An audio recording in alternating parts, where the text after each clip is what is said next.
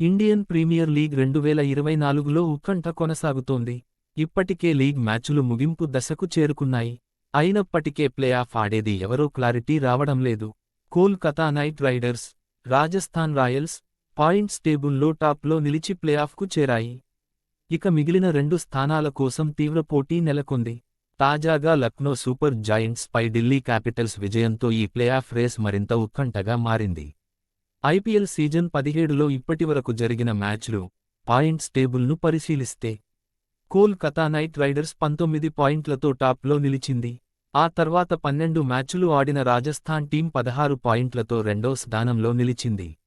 ఇక మిగతా 2 స్థానాల కోసం 5 జట్లు పోటీ పడుతున్నాయి.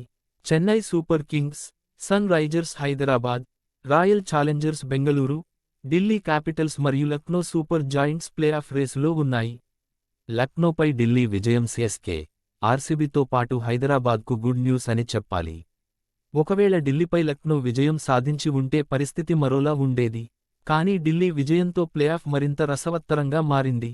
చెన్నై సూపర్ కింగ్స్కు ప్లే ఆఫ్కు చేరే అవకాశాలు ఎక్కువగా ఉన్నాయి. ప్రస్తుతం ఈ టీం 14 పాయింట్ల కలిగి ఉండటమే కాదు, మంచి రన్ రేట్ ఉంది. ఆర్సీబీతో ఇంకో మ్యాచ్ ఆడాల్సి ఉంది. ఇందులో సీఎస్కే విజయం సాధిస్తే ప్లే ఆఫ్కు చేరవచ్చు. సన్ రైజర్స్ హైదరాబాద్ టీంకు కూడా ప్లే ఆఫ్కు చేరే అవకాశాలు మెండుగా ఉన్నాయి. ప్రస్తుతం ఈ టీం 14 పాయింట్లతో కొనసాగుతోంది. కేవలం 12 మ్యాచులే ఆడిన సన్ రైజర్స్ గుజరాత్, పంజాబ్తో ఆడాల్సి ఉంది. ఈ 2 మ్యాచుల్లో గెలిస్తే సన్ రైజర్స్ ఈజీగా ప్లే ఆఫ్కు చేరుకుంటుంది. ఒకవేళ ఓడితే మాత్రం ఇతర మ్యాచుల ఫలితాలు, నెట్ రన్ రేట్ పై ఆధారపడాల్సి ఉంటుంది. ఢిల్లీ క్యాపిటల్స్, ఆర్సీబీ, లక్నో జట్ల ప్లే ఆఫ్ ఆశలు కూడా సజీవంగానే ఉన్నాయి.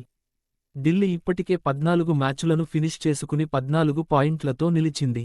ఆర్సీబీ 13 మ్యాచులాడి 12, లక్నో 13 మ్యాచులాడి 12 పాయింట్లతో నిలిచాయి. ఈ క్రమంలోనే ఒకవేళ చెన్నై, సన్ రైజర్స్ మిగతా మ్యాచులు ఓడి ఆర్సీబీ, లక్నో మిగతా మ్యాచులు గెలిస్తే ప్లే ఆఫ్కు చేరవచ్చు.